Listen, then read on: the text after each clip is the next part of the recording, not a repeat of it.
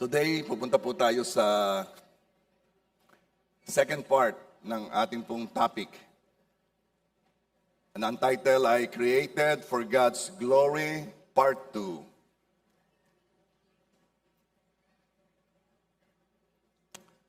Why should we glorify God ba? Why should we glorify God? Because, una, He deserves the glory and the honor. Yan po yung ating sinabi last Sunday, dahil karapat-dapat siyang purihin, sambahin. Sinasamba natin siya dahil dapat lang.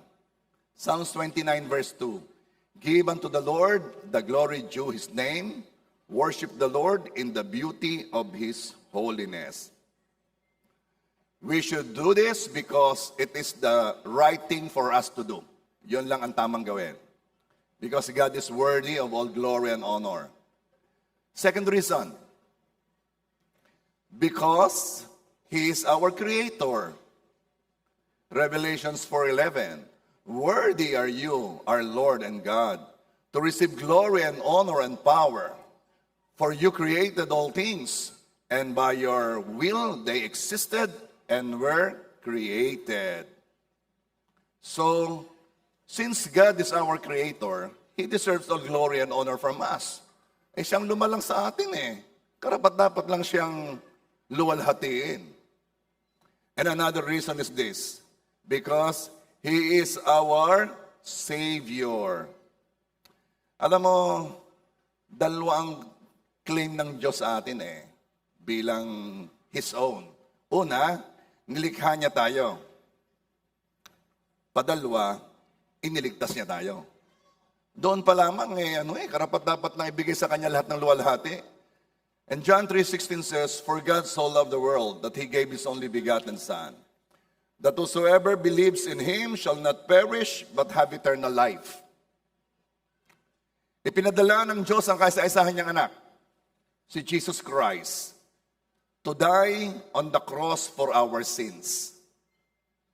There is only one way para maalis ang kasalanan. Many people have tried, many people have experimented with so many ways. Pero isa lang talagang paraan. At ito ay may magbayad. And Jesus paid the price of our sins. Kailangan may magbayad Pag walang nagbayad, tayo magbabayad.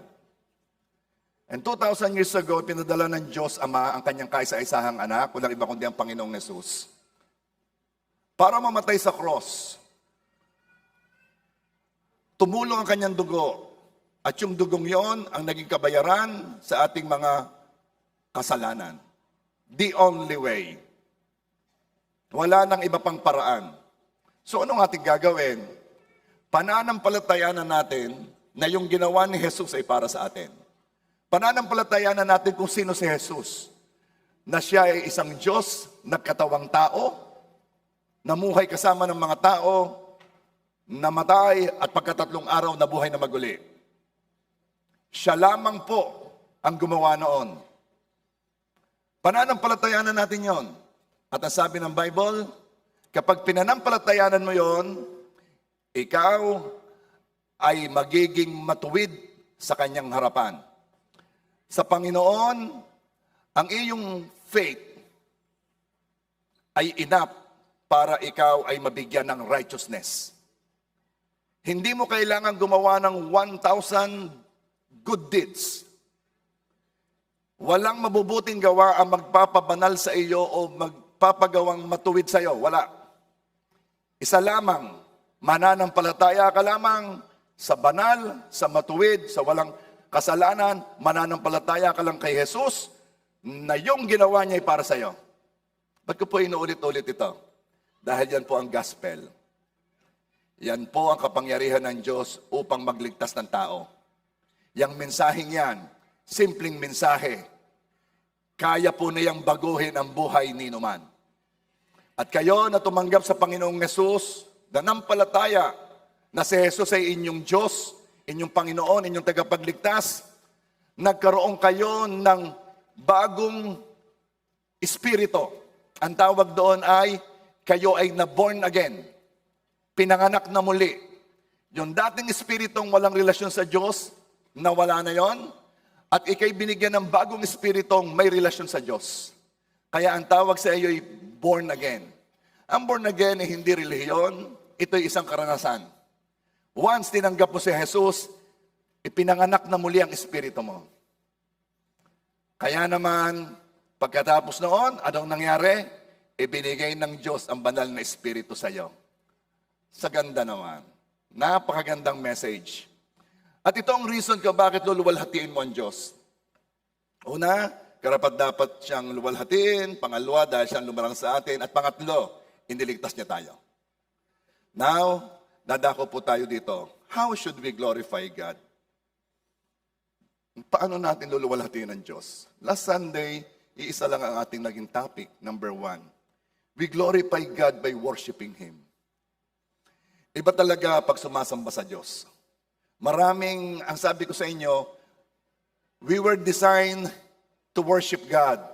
Kapag itong ating cells, muscles, tissues, organs, itong ating katawan ay hindi ginamit para sa talagang purpose dito, ito'y bound to be broken. Kaya may mga sakit ng ibang tao dahil sa halip na sambahin at luwalhatiin ng Diyos kung saan ginagamit ang katawan. Kaya naman, mapapansin mo, kapag ikaw ay sumama na, napasama ka na sa pagsamba sa Diyos. At kanina, we have a great time worshiping God. Amen po ba? We have a great time worshiping God. Something in you is being changed. Yung cells mo, yung muscles mo, yung katawan mo na hindi sanay sumamba, ay sumasamba. Kaya naayos ang dapat maayos. Kaya malimit yung mararanasan, worship pa lang, marami na ang tumatanggap ng himala.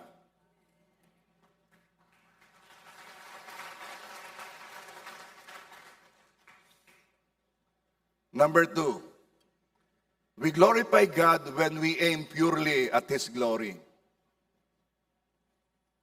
Luwalhatiin siya ang mismong target, mismong plano. Hindi ito sinasabay lang sa iba mo pang ginagawa. Ang pagluwalhati sa Diyos, ang siya ng kilos, target, yun na yun. Ito na ang reason ng existence. Ito na ang purpose. Isaiah 43 verse 7, bring all who claim me as their God, for I have made them for my glory. It was I who created them. Alam mo, sabi ni Thomas Watson, it is one thing to advance God's glory, another thing to aim at it. God must be the ultimate end of all actions. Lahat nating kilos, kailangan ang target natin, maluwalhati ang Diyos. To glorify God is the cry of our heart. Kaya naman, tayo'y nagdaramdam kapag ka ang glory ay hindi naibigay sa Diyos. Tayo'y nasasaktan kapag ang Diyos ay hinihiya, nilalapastangan. Parang tayo ang nilalapastangan, tayong sinasaktan. Kapag inaapakan ng luwalhati ng Diyos, parang tayong inaapakan. Actually, yung paglapastangang ginawa sa Diyos ay mas kinukonsider natin mas masakit sa atin. Ganun po ang Kristiyano na ang luwalhati ng Diyos ang kanyang target. To glorify God is the cry of His heart. Kaya tingnan ninyo ang sabi ng Psalm 69 verse 9. Ang malasakit ko sa iyong tahanan, matinding matindi sa aking kalooban. Ako ang nakaranas paghamak sa iyong pangalan. Ang sabi ng psalmist, siya ang nakakaranas ng pain kapag hinahamak ang pangalan ng Diyos. I hope you are feeling the same way. Na kapag ka nakita mo na mayroong paghamak sa pangalan ng Diyos, ay there is pain inside you. Gusto mong ilabas yung pain na yon at sabihin, wag ninyong lapastanganin ang aking Diyos. Hindi nyo siya nakikilala. Siya ang dapat tumanggap ng lahat ng luwalhati. Kaya once in a while, ako'y nakakakita ng mga pictures o mga posts sa Facebook na talaga namang ako'y Bakit? Kasi ang lapastangan sa Kanya ay higit ang ramdam natin. Because ang Kanyang glory ang ating target. Maipapakita ko sa inyong picture.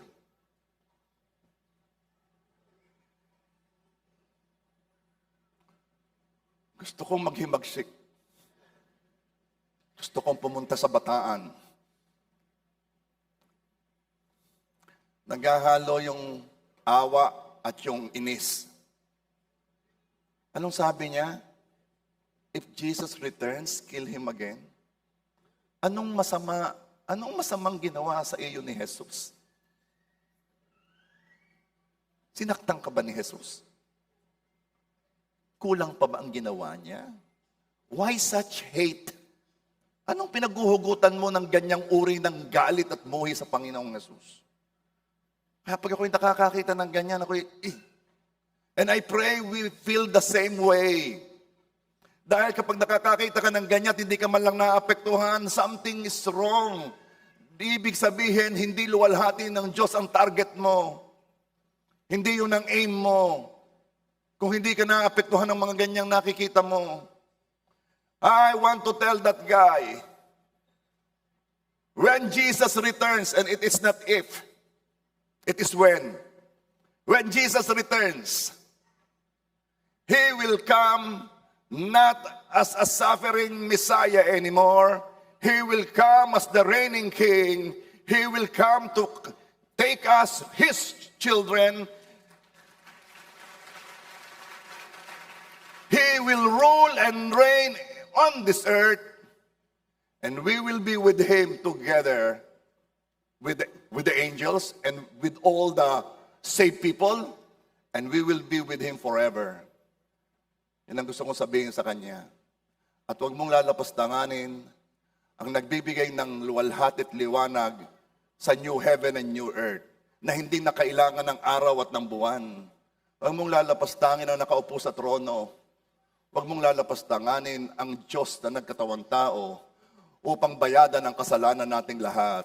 Huwag mong lalapastanganin ang Diyos na nagsuffer para sa atin, na nagpakita ng pag-ibig, unconditional love. Huwag mong lalapastanganin. Bakit? Sapagkat He deserved to receive all glory and honor. I remember na may naganap noon na a head pastor of a big church here in the Philippines called out the attention of a very high-ranking public official of the land, Kasi minura niya ang Diyos. And that head pastor of the big church called him out. Kung may nagpapasalamat, dahil at least may nanindigan para sa luwalhati ng Diyos. It is the reason kaya tayo bothered kapag may gumagamit ng pangalan niya ng walang saysay. Sa ating mga expression, bakit lagi na lamang, oh my gosh? Ganun na lang ba ang gamit ng kanyang pangalan?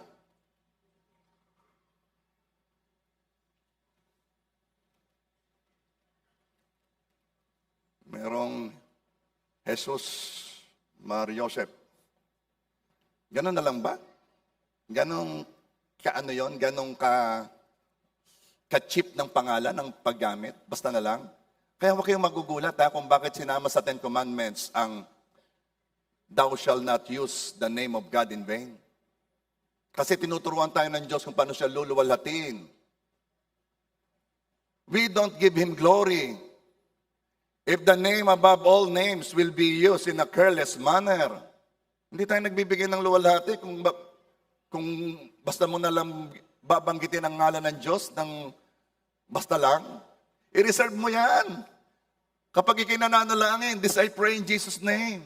I-reserve mo yan kapag may hinihingi ka, Lord, this I ask in Jesus' name. I-reserve mo yan kapag may pinapalayas yung demonyo, lumayas ka sa ngalan ng Panginoong Jesus. I-reserve mo yan sapagkat ang pangalang yan ang pinakapangyarihang pangalan sa lahat. Kapag naririnig ng mga demonyo yan ay sila'y nangangatal, sila'y lumalayas. I-reserve mo yan sa ganong mga gamit. I-reserve mo yan kapag nananalangin ka, oh Jesus. I-reserve mo yan kapag tumatawag ka sa Kanya. Huwag mo yang basta banggitin lamang sa walang kasaysayang salita. Are you there? Ganito ang pagluwalhati sa Diyos. Kapag ka ang iyong aim, ang iyong ultimate aim is for His glory. Yun ang primary. Lahat ng action mo ay papunta doon. And we are bothered kapag tayo mismo ang hindi nagbibigay luwalhati sa Kanya. All of us ay may brokenness. Marami nagtatanong, ano ho yung brokenness? Lagi ko na narinig yung brokenness eh. Okay. Broken because we are not perfect. Broken kasi something in us is not right. That's why we're broken. At lahat tayo mayroong brokenness. Kaya naghahanap tayo ng Savior nabubuo sa atin.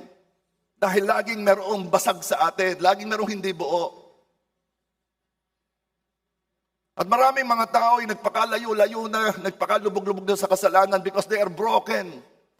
They're looking for God that will make them whole, nabubuo sa kanilang pagkatao, sa kanilang being. But all of us, lahat tayo ay may brokenness. Pero ang brokenness natin is not our identity.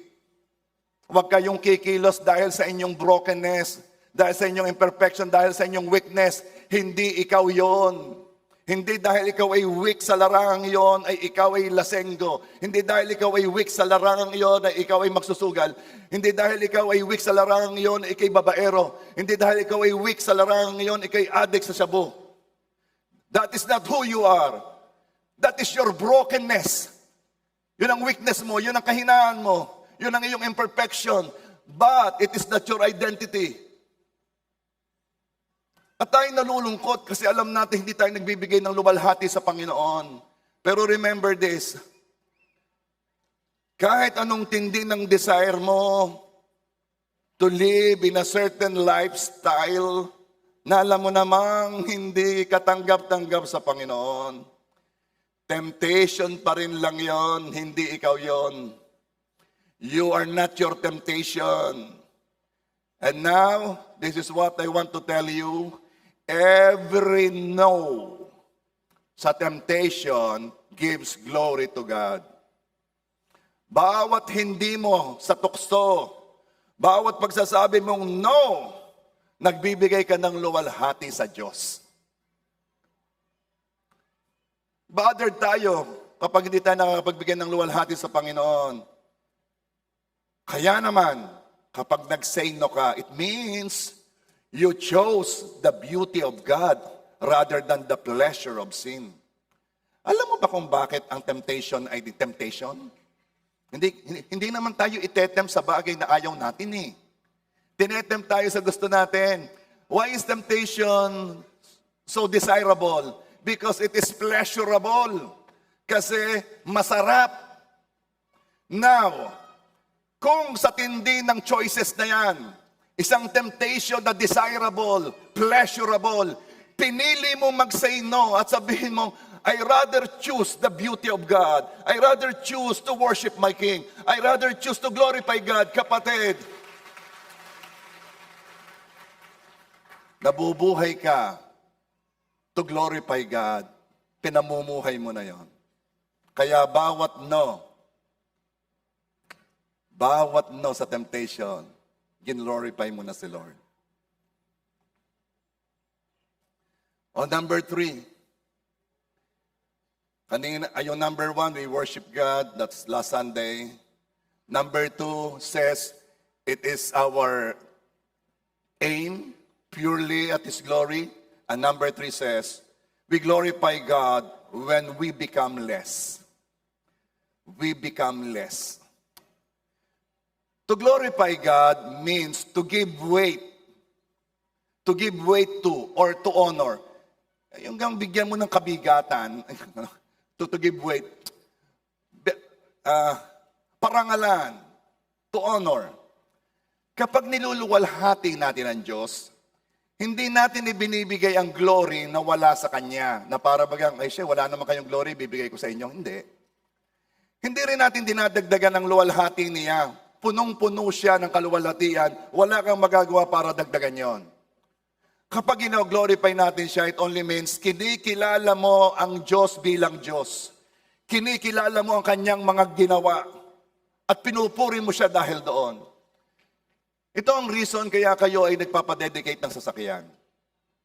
Bakit? It is the public show of your thanksgiving to God. Eh minsan, dumadating ang time, sanay na kayo sa pagpapala. Nawawala na yung joy. Hindi nakapareho nung unang nakabili ka ng sasakyan. Hindi katulad nung unang nagpagawa ka ng bahay kahit maliit. Parito kayo, may pansitan. Bakit? Magbe-blessing ng bahay. Luluwalatiin ko, Diyos, papasalamatan ko ang Diyos. Pero habang tumatagal, hindi, ano lang yan? Religious ano lang yan?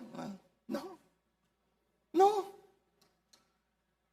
Hindi yun religious activity lang. Yun ay ikaw, publicly acknowledging God, publicly saying na this, Lord, is your gift to us. Thank you, Lord God. I am happy for this. Why? Because when you do that, you are becoming less. Ayaw kong dumating sa puntos na tayo napakahirap ng pasayahin. Na kailangan ng pasayahin tayo, ay kailangan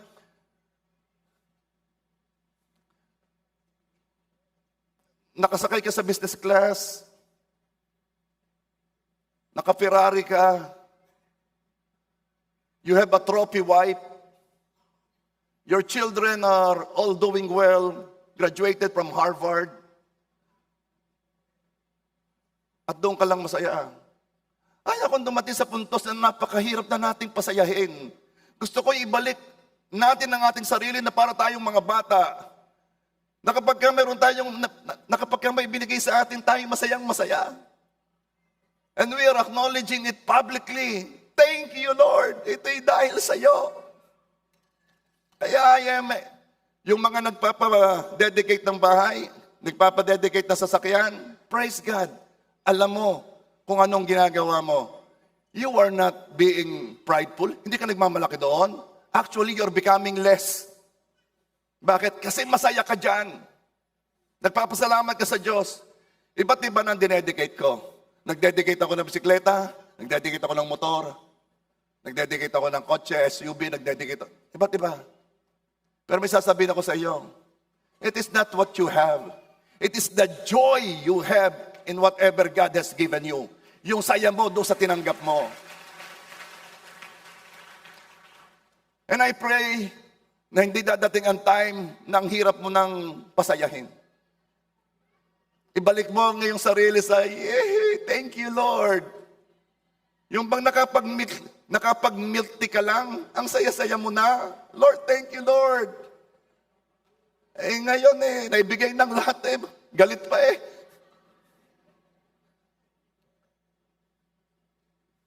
Become less. Huwag naman ang hirap mong paligayahin. I-recognize mo lahat na dumadating sa iyo, kahit ano yan. May nagbigay sa iyo ng damit. Malaki.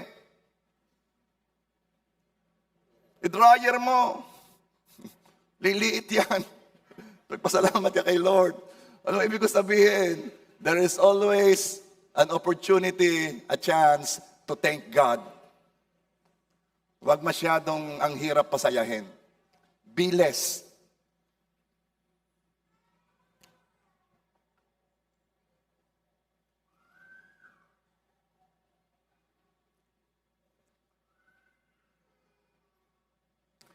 Hindi natin maluluwalhati ang Diyos kung ninanais din nating luwalhati ang sarili natin. John 8:50.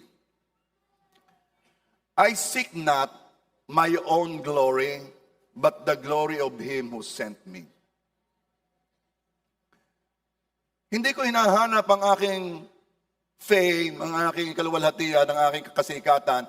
Hindi ko hinahanap ang palakpak, hindi ko hinahanap na ako'y mataas. Ang hinahanap ko lamang ay ang luwalhati ng nagsugo sa akin. Hindi natin mag-glorify si God kapag tayo punong-puno ng self. punong-puno tayo ng sarili. Kilala naman niyo si John eh. John, who baptizes, was the most popular prophet at his time. Maraming disipulo si John. People follow him. Then when Jesus came, John said to his disciples, John 3 verse 30, He must become greater, I must become less. That, my friend, is the susi kung gusto mong luwalhatiin ng Diyos. Let's become less. We should become less. God must increase in our lives every day. And it will only happen if we intentionally become less. Parang ganito, Lord, sa umagang ito, ano po ang gusto niyong gawin ko? Tell me, Lord, and I will follow. Samantalang dati ang prayer mo ito, Lord, ito ang gusto kong gawin, i-bless mo. Lord, ito ang gusto kong jowa, dalhin mo sa akin. Lord, ito ang gusto kong hanap buhay, bigay mo. Hindi naman masamang maging specific sa gusto, ha? Pero have you tried really trusting God? Minsan, sa totoo lang, pag humihingi ako, hindi ko na alam ang gusto ko eh. Sinasabi ko na lamang, Lord, mas alam mo kung ano ang mas tama, mas maganda, mas alam mo. Lord, yun na lang.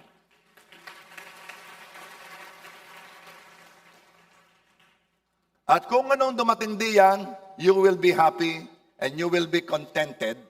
Masaya ka. Bakit? Sapagkat ang nagpapasaya sa iyo, hindi yung wala ka pa.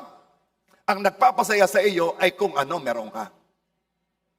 Maraming mga tao ay malungkot kasi ang nagpapasaya sa kanila ay kapag ako'y pumunta sa Canada, masaya ako. Pag ako'y na-promote, masaya ako. Pag ako'y gumaling, masaya ako. Pag nag-propose, masaya ako. Pag kinasal kami, masaya ako. No. What you have now is reason enough para ikay maging masaya.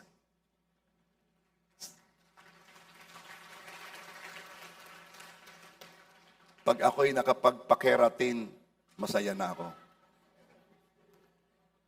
Ang buhok mo ay okay na. Okay na. Sa totoo lang ha, atin-atin lang ito ha. Walang nakakapansin, ikaw lang. Conscious na conscious Ito lang yung sinasabi ng tatay ko sa akin no? Pagka nako-conscious, itong sinasabi ng tatay. Ito, walang nakatingin. Akala kasi natin, lahat nakatingin. Kasikat mo naman. Sabihin mo sa katabi mo, walang nakatingin. Ayos ka na bilang ikaw, ayos ka na.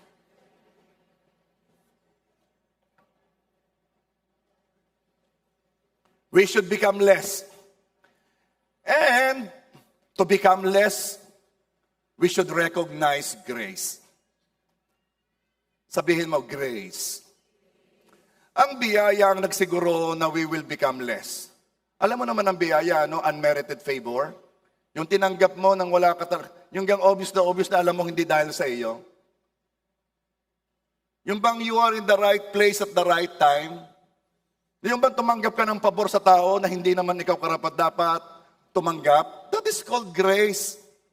And this I always say, to those of you who have reached a certain level of success, sino man sa inyo na may naabot na certain level ng tagumpay, you know this, and I know it also. You know na hindi mo yan maaabot kung hindi ikaw sinamahan ng Diyos at biniyayaan ng Diyos somehow. Bakit ikaw ang napili at hindi yung iyong kakompetensya? Bakit ang client sa iyo nagpunta at hindi doon sa kabila? Bakit ikaw ang napaboran ng bangko, yung iba hindi? Hindi mo napapansin? Na ang biyaya ay kumikilos sa iyo? At ang akala mo ikaw? No. If you want to glorify God, you must become less. Bawas-bawasan mo ang tingin sa sarili mo. At i-recognize mo yung biyayang kumikilos sa iyo. Lagi ko sinasabi, sige, alsin ang biyaya, tingnan ko kung nasaan ka. Tingnan ko kung saan naabot yung iyong sipag at talino, tiyaga at dunong. Sige, tingnan ko kung saan naabot yung lakas mo. Alsin ang biyaya ng Diyos. Oh, I pray, ma-recognize natin na everything we have, everything we do, everything we enjoy is dahil biniyayaan lang tayo ng Diyos. Ayun nga pagpunta sa langit biyaya. That's the biggest blessing, yung pagpunta sa langit. All other blessings are less than that. Kung yung pinakamatinding blessing ay binigay sa pamamagitan ng biyaya, ay di lalo na yung maliliit na blessing. For by grace we are saved through faith. Sa biyaya tayong naligtas sa pananampalataya. Kaya naman, kapag na-reveal sa iyo kung paano ka niligtas ng Diyos, wala kang sasabihin kundi, Lord, salamat sa kagandahang loob mo. Dahil lang ito sa kabutihan mo. Dahil lang ito sa katapatan mo. Kapag naunawaan mo kung paano ka niligtas ng Diyos, wala kang choice kundi lumuhod sa Kanya at sambahin siya at luwalhatiin siya kapag naunawaan mo. Walang nakita ang Diyos sa iyo na maganda para ikay iligtas. There is nothing nasasabihin na Lord, uy, kakaiba yun. Mailigtas kaya? Uy, ibang klase to. Isa-save ko kaya? Wala. Ano nakita sa atin ng Diyos? Nako, may kasalanan. Pag hindi iniligtas, pupunta sa impyerno at aking kahahabagan.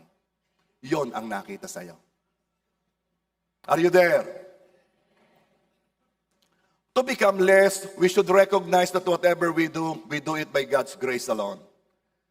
Nang pangkaraniwang ginagawa natin ay hindi pangkaraniwan. Ito'y dahil biniyayaan lang tayo ng Diyos magawa yon. Unmerited favor. Na kahit parang madali lang sa atin, hindi pa rin natin magagawa yun ng walang biyaya. Ito na may naikwento ko na pero gusto ko lang yung sabihin. Kasi masyadong bibid sa akin Yung nakita ko na hindi siya makaramdam, wala siyang nararamdaman. Miski kagatin ng lamok, di niya alam. Ang pagkilos niya tandaan. Tandang-tanda ko, sabi niya sa akin, na siya daw nagagayat ng kamatis, nataga na siya, hindi pa niya alam. Ituturo lang sa kanya, ng kasama niya sa bahay, nadugo na ang inyong kamay. Ang gayong kasi wala siyang nararamdaman. At ang sabi niya sa akin, magaling pa nung ako'y may nararamdaman. Magaling pa nung ako'y nasasaktan. Mas gusto ko pang ako'y nasasaktan kaysa ganitong walang nararamdaman. Maraming mga tao gustong umiwas sa pain. Lord, kailan matatapos ang pain na to? Kailan matatapos ang suffering na to? Sasabihin ako sa iyo, kung nakakaramdam ka ng pain, you are blessed. Mas aayaw ka kapag wala kang nararamdaman. Hindi mo magagustuhan yun. And your ability to feel the pain is the same ability to feel the joy and the pleasure. Doon din yung nagagaling. Anong ibig ko sabihin? Kung may nararanasan kang pain ngayon, pain sa loob, heartbroken ka, pain sa katawan, kung ano man yon, ibig lang sabihin noon, katulad ng ating deklarasyon, pabuti ng pabuti. Hindi yan laging ganan. Yan ay sa pabuti. At mararamdaman mo rin at mararanasan mo ang biyaya ng Diyos sa iyo na joy, healing. This I believe. Kalooban ng Diyos sa kagalingan. Gagaling at gagaling ka. Merong instant, merong dahan-dahan, pero gagaling ka. Bakit? Di burahin na natin yung nakasulat sa Bible, na sa latay na tinamo ng Panginoong Hesus, ikay magaling na. Kung hindi mo paniniwalaan yon, ay burahin na natin. Pero dahil nakasulat yon, sa latay na tinamo ng Panginoong Hesus, ikaw ay magaling na. Then ako'y naniniwala, gagaling ka.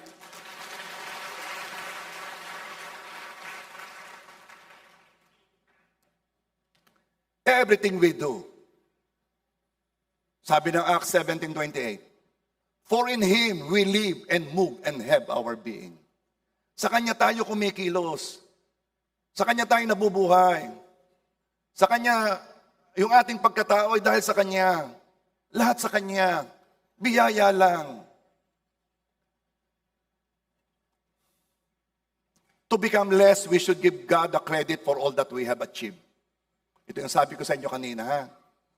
Luwalhatiin ninyo ang Diyos sa lahat na inyong natanggap, naranasan.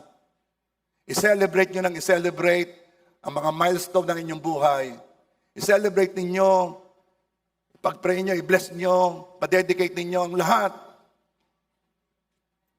I-celebrate ninyo ang blessing ni Lord. Kaya kasi, nagiging pangkaraniwan lang din yung sineselebrate eh. Alam ba ninyo kung bakit ang birthday ay big thing? Sineselebrate. Tingnan sa restaurant, pagpunta kayo, meron ho ba may birthday? Ayun pala kakantahan. Sineselebrate. Noon kami, basta may birthday sa amin, lagi may pansit. It is a nice way of celebrating birthdays. This is my point. Lahat ng mga biyaya ng Diyos sa iyo, i-celebrate mo. Uy, samahan mo ko din sa Lumian. Bakit? Ay, ako yung napagpala. Anong blessing yon? Ganito eh. Nakipag-chat na. Ano ka mo? Ang tagal ko nang sinachat yan, di ako sinasagot. Sumagot. Sa chat. Oo. Hindi ka pa sinasagot. Doon sa iyong gustong sabihin. Hindi, chat pa lang. I-celebrate na natin. Kaya minsan, hindi masaya ang buhay ng Kristiyano, kulang sa celebration. Hinihintay na dumating ang Ferrari bago mag-celebrate. Hinihintay na dumating ang mansyon bago mag-celebrate. Kung ikay nasa apartment, bumili ka ng bagong base, magpansit ka. Just celebrate. At sabihin mo, bakit? Anong event? Biniles tayo ni Lord. Kita mo, bago ang sopa. Hindi naman bago. Hindi, yung base sa sopa, ibig ko sabihin, yung malapit sa sopa. Well, this is just my way of saying celebrate God's blessing sa inyo. Celebrate it. Okay? Bahala na kayong mag-isip, ha? Sabi ng lalaki, Pastor, yung sinasabi mo yan, gastos na naman yan, gastos na naman yan.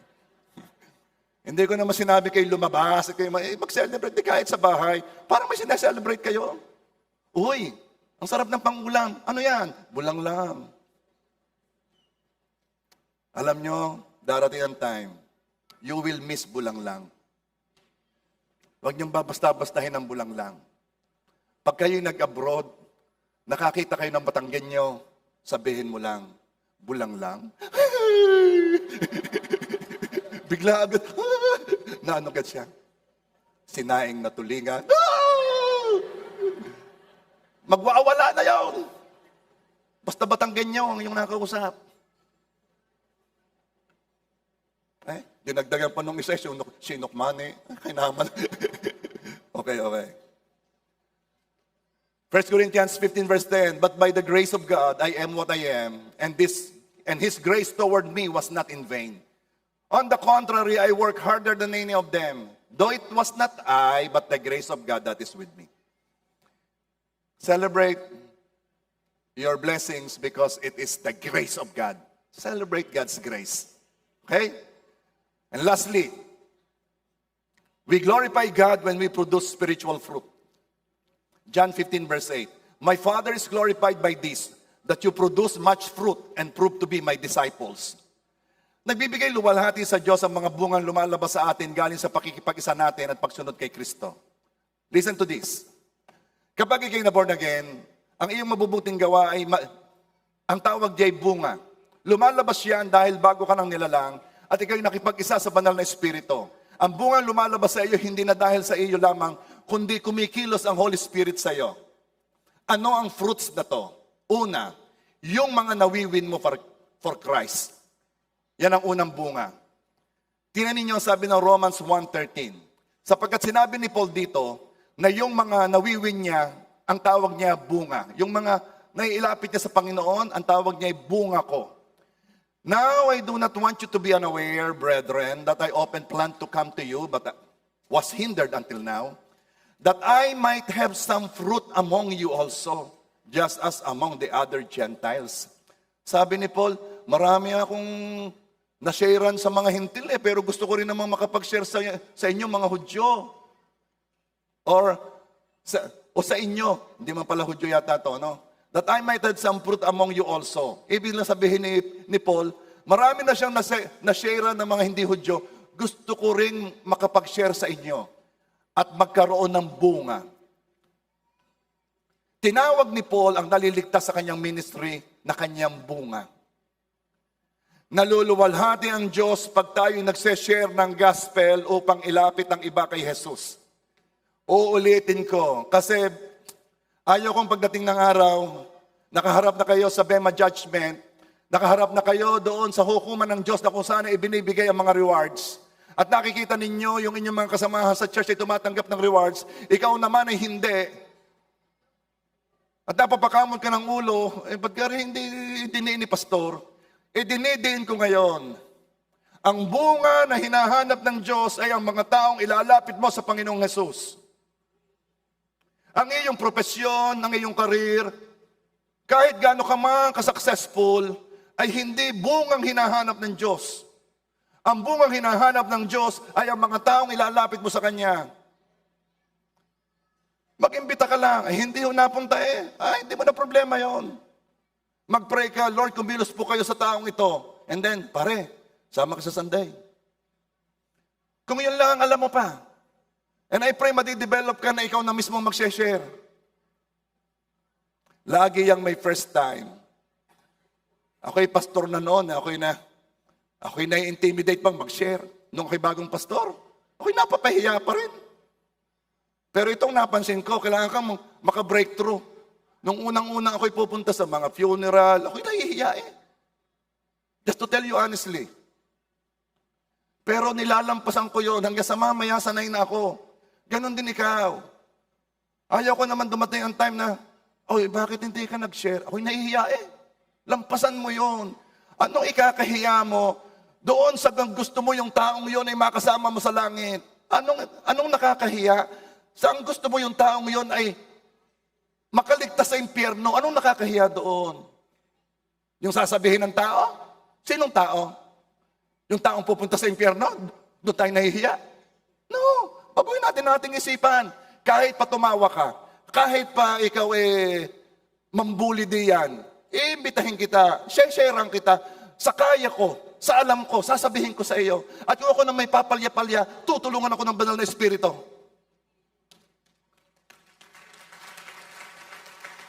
Ang bungang hinahanap ng Diyos ay mga kaluluwa, mga taong ilalapit mo sa Kanya. Do everything para magawa iyon. Are you there?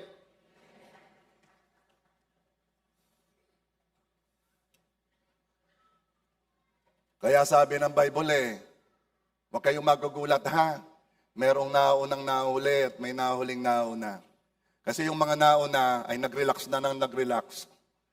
Yung nahuli, naman, ay talaga namang sprint. Talagang hindi siya tumakbo na para bagang nagja-jogging lang. Tumakbo siyang parang may kalaban sa karera. At ang iyong mission field ay ang lugar na kung saan ay nandoon ka. Yun ang share-sharean mo. Malimit kong sabihin, hindi ko kilala yung mga taong kilala mo. Hindi ko sila masashare-sharean. Pero pwede mong isend ang ating mga YouTube preaching. Pwede mong isend. Naluluwalhati ang Diyos kapag ginagawa natin to. Kapag nag-share tayo ng gospel, kapag hinahanap natin ang kanilang kaligtasan, and then, gamitin din sila ng Diyos upang luwalhatian ang pangalan niya. Now, ano yung padalawang fruit? Dalawa lang to. Kanina, yung mga inaakay mong mapalapit sa Panginoon, ang pangalawang fruit ay the fruit of the Spirit and our good deeds. Kanina, spiritual birth ang bunga. Pinanganak sa Espiritu, na born again. Ngayon, spiritual growth, paglagong spiritual, bunga rin yan. Kapag lumalago ang relasyon natin sa Diyos, spiritual growth yan, bunga yan. Kapag nakakamukha natin si Jesus, spiritual growth yan, bunga yan. Kapag hinahanap natin siya at sinusunod ang utos niya, then we develop the fruit of the Spirit and we become more Christ-like in our character. Galatians 5:22 and 23. Ito po yung mga bunga ng banal na Espiritu. ito yung dapat lumabas sa atin. Merong lumalabas kaagad, merong dahan-dahan, pero dapat lumabas. Ano to? Galatians 5:22, but the Holy Spirit produces this kind of fruit in our lives. Love, joy, peace. Peace.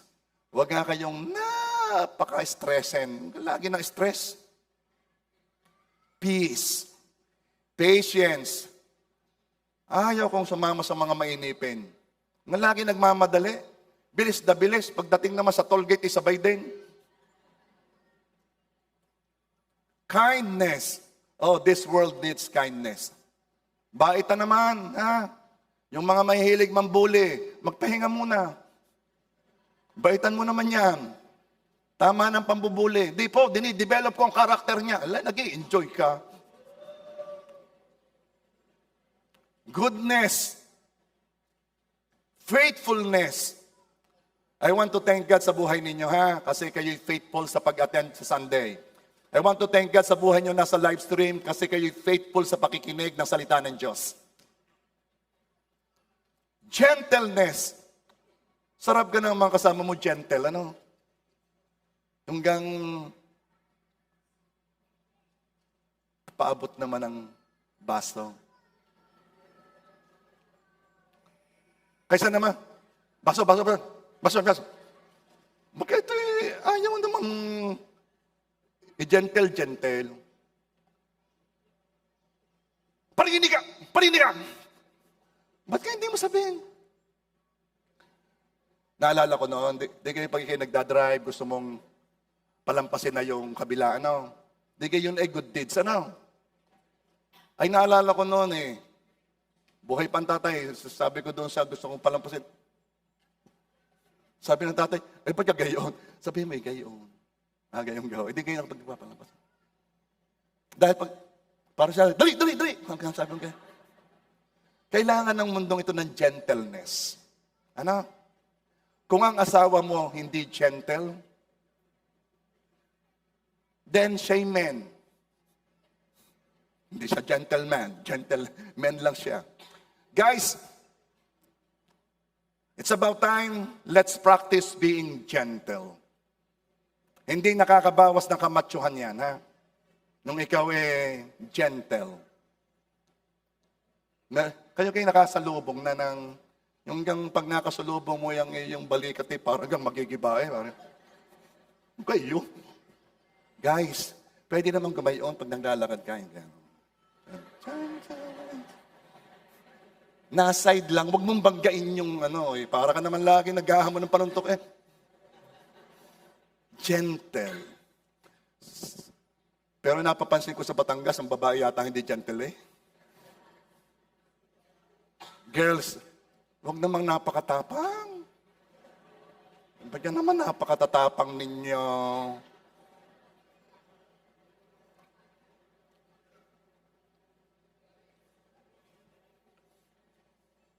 Ulitin ko girls.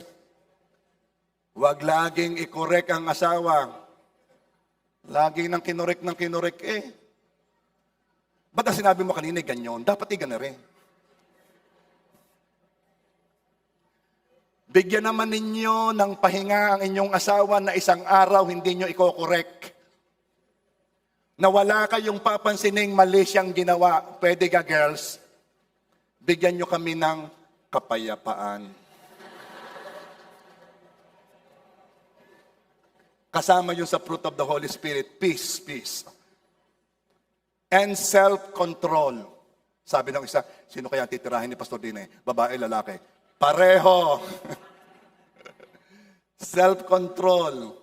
Guys, ang self-control na kailangan natin ay yung ating kilos. Pag nagagalit, self-control. Girls, ang kailangan yung self-control ay sa pagsasalita. Pag may sasabihin, self-control. Okay? Ito ay bunga ng Espiritong dapat lumabas. Ito, sinabi ko na ito noong Thursday Paano natin masusukat ang ating spiritual growth? Paano natin masusukat kung ang bunga ay talagang lumalabas na sa atin? Ito ang sagot.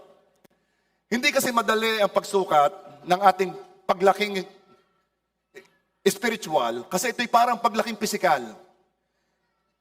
Ito'y sinusukat sa taon. Hindi sa isang araw o sa isang linggo. Kaya marami dito ang nakikita, uy, ang laki mo na kasi ang tagal niyang hindi nakita. Pero yung kasama niya sa bahay, hindi niya napapansin lumalaki ang kasama niya. Ganon din sa spiritual growth. Hindi ito agad napapansin. So paano po natin susukatin? O listen to me. Paano sinusukat ng spiritual growth? Dahil ito'y bunga ng banal na espiritu, ito'y nagbibigay ng luwalhati sa Diyos. Ito ang sagot. Kapag nababawasan na ang kasalanan.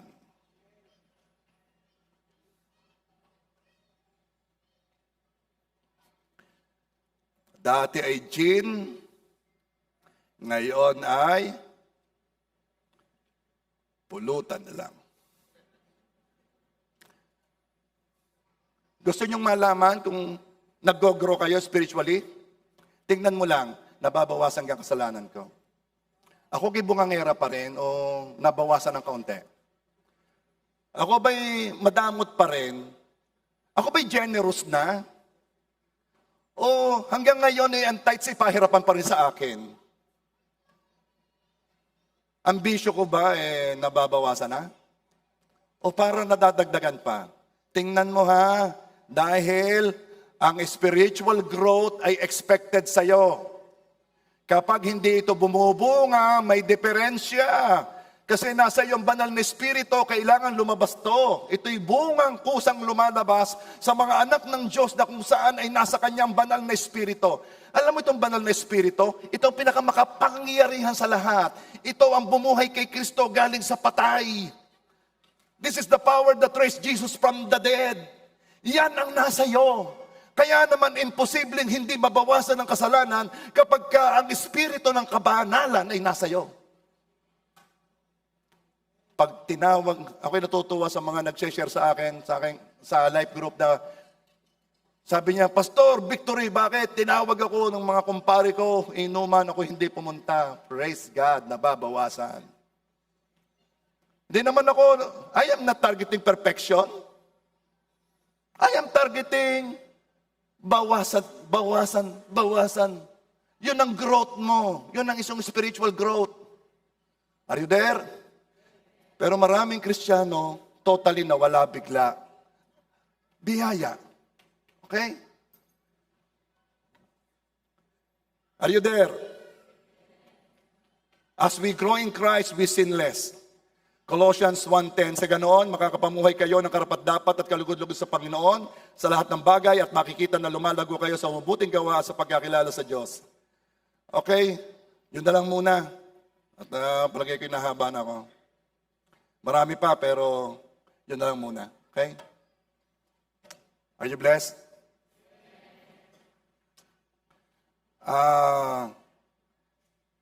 Sandagdag, habang kayo habang hinihintay natin ng It means, hindi natin nahayaang gamitin ang ating katawan sa paraang hindi glorifying kay God. It means we should take care of our bodies. Yes, we glorify God through our health. Kung mahirap mag-exercise at maging discipline sa pagtulog at pagkain, then do it to glorify God because our bodies belong to God. We should take care of them and use them to glorify Him. Ang abuse sa katawan ay dapat ihingi ng tawad. Kung ikaw ay laging puyat, ihingi mo ng tawad. Kung ikaw ay hindi nag-exercise, ihingi mo ng tawad. Kung puro taba ang kinakain mo, ihingi ng tawad. Hindi ho, ako ay nagkikito diet Hindi ko alam yan. Dapat mong ihingi ng tawad sa Diyos ang anumang abuso mo sa katawan mo. Sobrang lumaklak ng alak. Nagsisigaril. Anumang abuso sa katawan, ihingi mo ng tawad. Bakit? 1 Corinthians 6:19, do you know that your bodies are temples of the Holy Spirit who is in you, whom you have received from God? You are not your own. You were bought at a price, therefore honor God with your bodies. So ngayon, gawin natin to.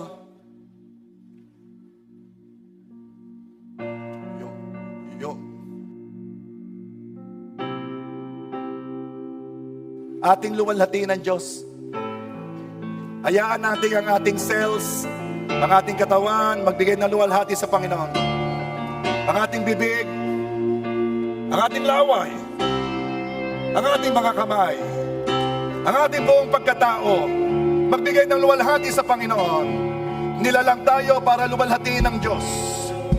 Itong katawang ito ay magbibigay ng luwalhati sa Panginoon.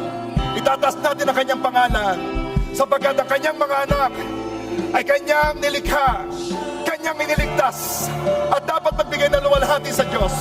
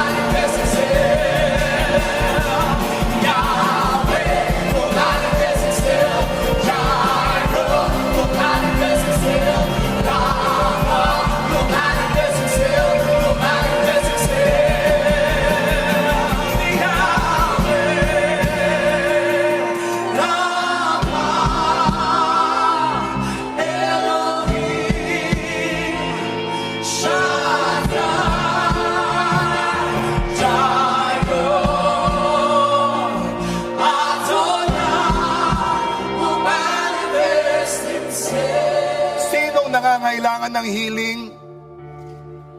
Because Jehovah Rapha will manifest Himself in your life today.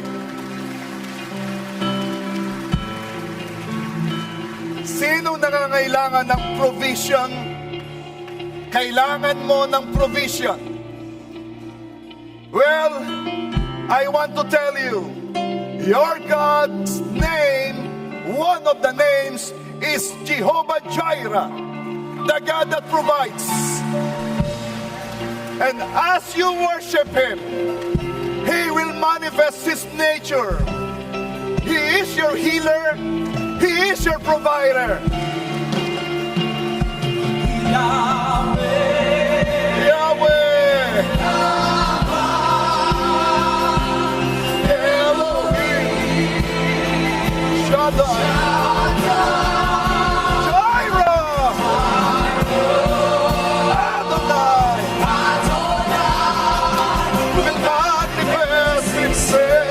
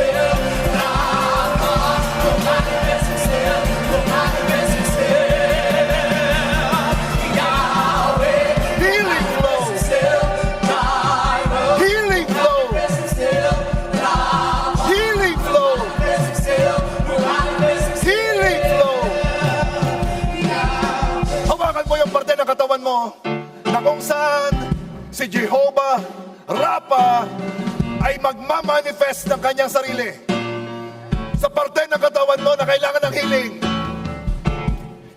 Gagaling ka dahil may pangako ang Diyos.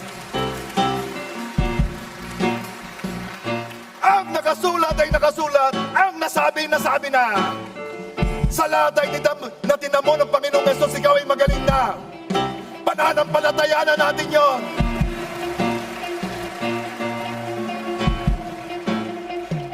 Ang sabi nila, hindi ko nakikita.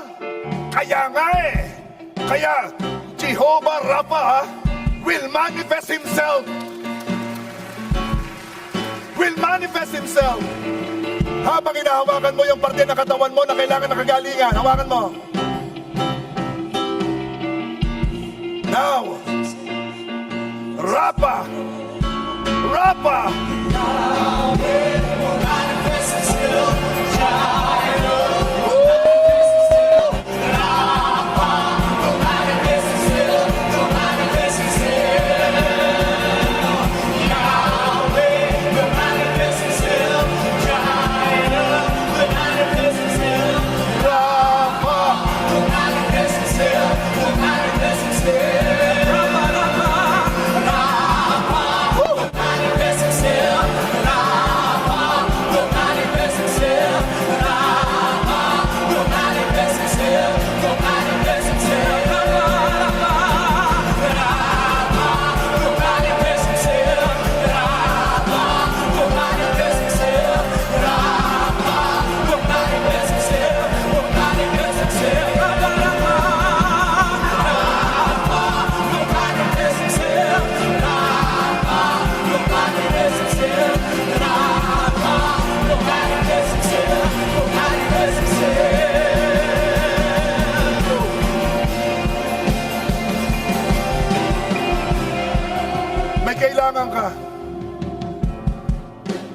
May kailangan ka na alam mo ang Diyos lamang ang makakapag-provide. You have tried some way, you have come to some people, pero lagi nang merong wall, laging may hadlang. Ngayon, lalapit ka sa tanging makakapag-provide ng kailangan mo. Kailangan mo ng pabor. Kailangan mo ng merong magdadala sa iyo doon. Kailangan mo ng favor. Kailangan mo ng biyaya. Walang nakarating sa anumang narating na hindi biniyayaan ng Diyos. Alam man nila o hindi. Pero ikaw alam mo yon. And Jehovah Jireh is here today.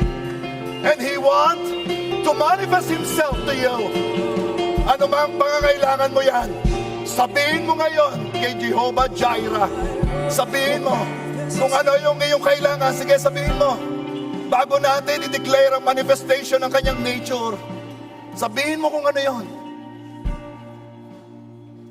Sabihin mo. Nandito ang provider. Nandito ang provider.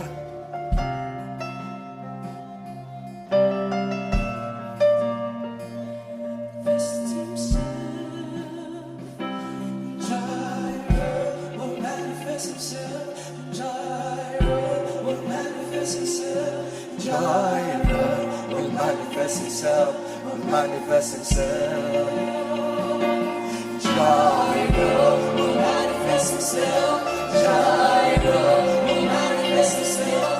Jireh will manifest himself. Will manifest himself.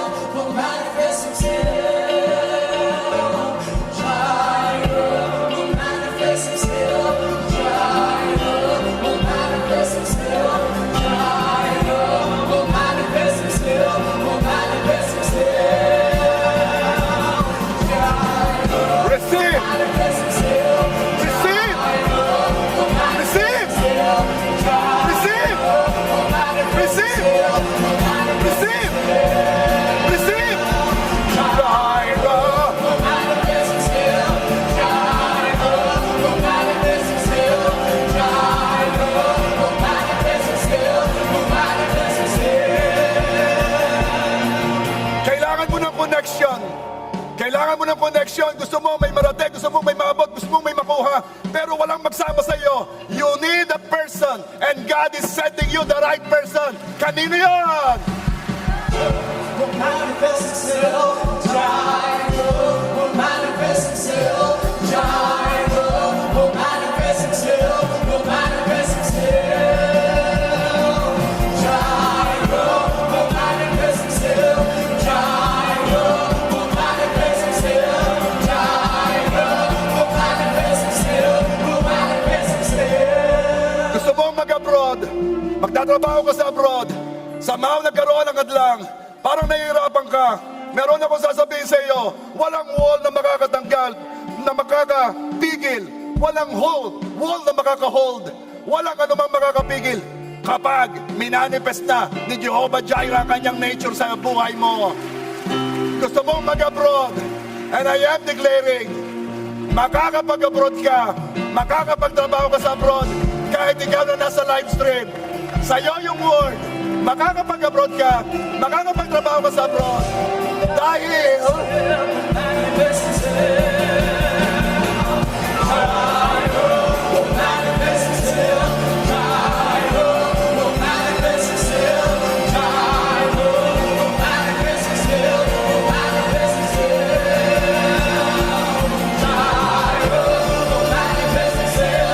Jireh will manifest himself. Jireh will manifest himself. Will manifest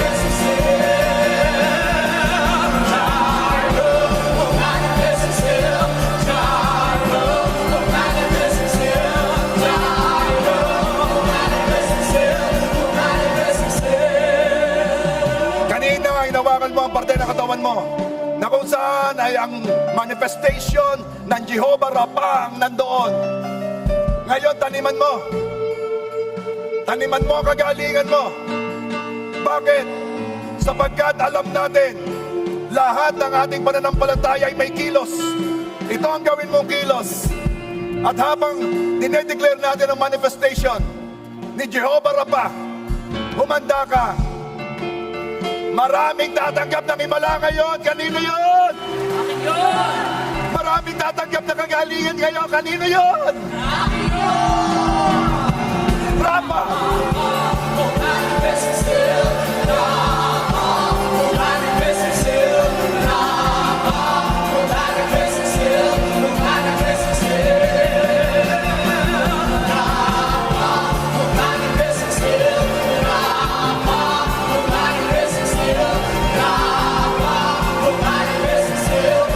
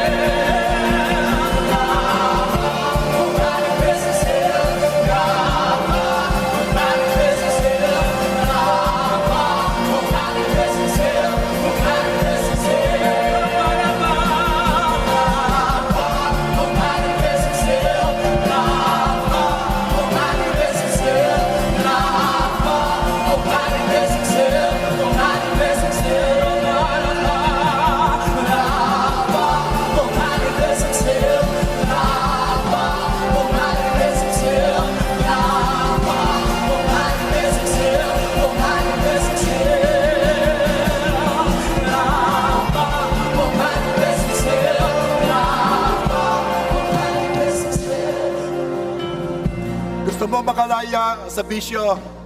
Gusto mong makalaya sa kasalanan. Gusto mo nang makalaya. Ayaw mo na. Ayaw mo na. Alam mo bang isang pangalan ng Diyos is Adonai?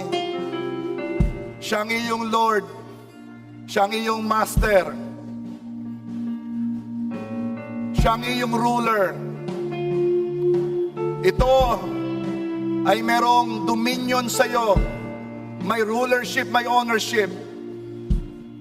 Kaya pag sinabi mo na siya ang iyong Adonai, siyang nagmamayari sa iyo, hindi ka pag-aari ng bisyo mo, hindi siyang ruler mo, hindi ka pag-aari ng kasalanan mo, you are not your temptation. Isang mayari sa iyo by creation, isang mayari sa iyo by redemption. Nilikha ka, iniligtas ka. Kaya ngayon, mawawala na ang hawak sa iyo ng anumang bisyo. Anumang tagal mo diyan, anumang sabi mo nung hindi mo kaya, mas matindi ang papapasukin mo ngayon sa iyong puso. He is the Adonai, the ruler, your master. Gusto mo nang makalaya? Ito na ang araw. Isigaw mo kung sino ang ruler mo, your Adonai, your Yahweh.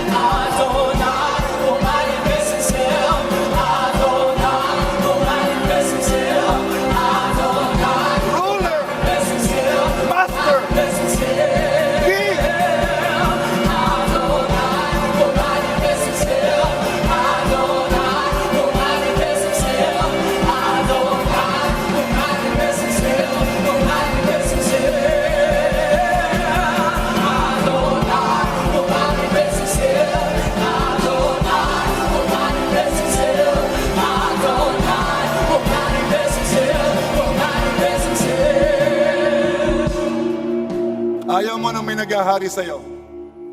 Ayaw mo nang may ruler ka na dinadala ka naman na palayo sa tunay na ruler. Kilala mo kung sino yung Diyos.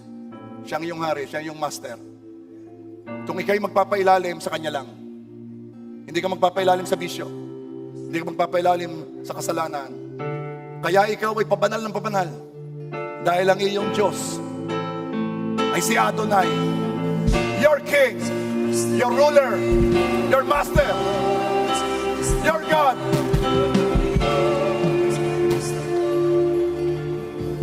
Kung meron kang gustong isuko ngayon, isuko mo na. Huwag kang matakot. Kasi pag inalis mo yan, hindi naman yan mananatiling hungkag. Titira dyan, maghahari diyan si Adonai. Our ruler, our God, our master. I challenge you, pagtiwalaan mo si Adonai, na siya nang maghari sa iyo. Maghahari sa buhay mo. Kung meron kang alam na paulit-ulit mong nagagawa at ayaw mo na, ito na ang oras. Magpapalit ka ng hari. Hindi na siya ang hari. Hindi na si temptation ang hari. Si Adonai na. Are you there?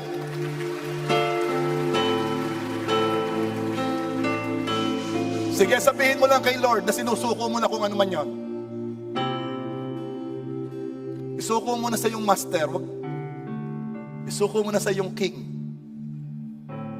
Ayaw mo nang maghari sa buhay mo yung mga temptation na yan. Isuko mo na kay Lord.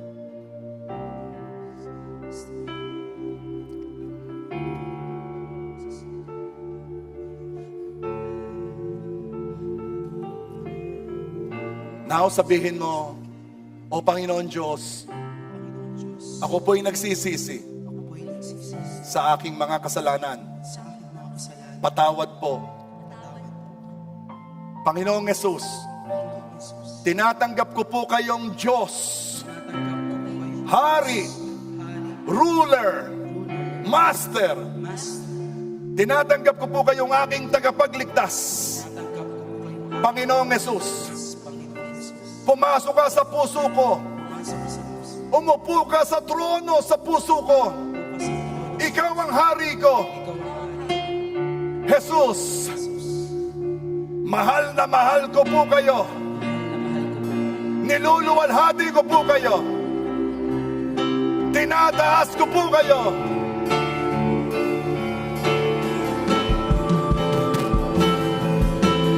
Yours is the kingdom, yours is the power, yours is the glory forever. Amen. Yours is the kingdom, yours is the power, yours is the glory forever. Amen. Yours is the kingdom, yours is the power, yours is the glory forever. Amen. Yours is the kingdom, yours is the power, yours is the glory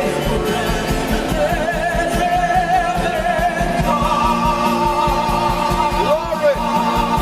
Glory! Glory to the King! Glory to the King! Glory to the King! Glory to the King! Glory to the King! Glory to you, Jesus! Glory! Glory! Glory! Worthy! Yours is the kingdom, yours is the power, yours is the glory forever. Amen. Yours is the kingdom, yours is the power, yours is the glory forever. Amen. Yours is the kingdom, yours is the power, yours is the glory forever. Amen. Yours! Is the kingdom, Yours! is the power, Yours! is the glory Forever! Amen.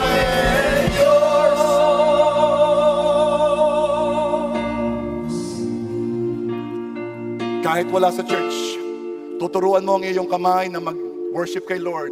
Kahit wala ka sa church building na to, tuturuan mo ang iyong bibig na mag-worship kay Lord. Lagi mo sasabihin na siya'y karapat dapat purihin at sambahin saan ka man nandoon. Huwag kang titigil sapagkat ikaw na nilikha at iniligtas ng Diyos ang dapat magbigay ng pinakamataas na luwalhati sa Panginoon. Father God, here are your children. Help us to glorify you more than ever. Give us the grace to worship you always. Help us to glorify you. In Jesus' name, amen.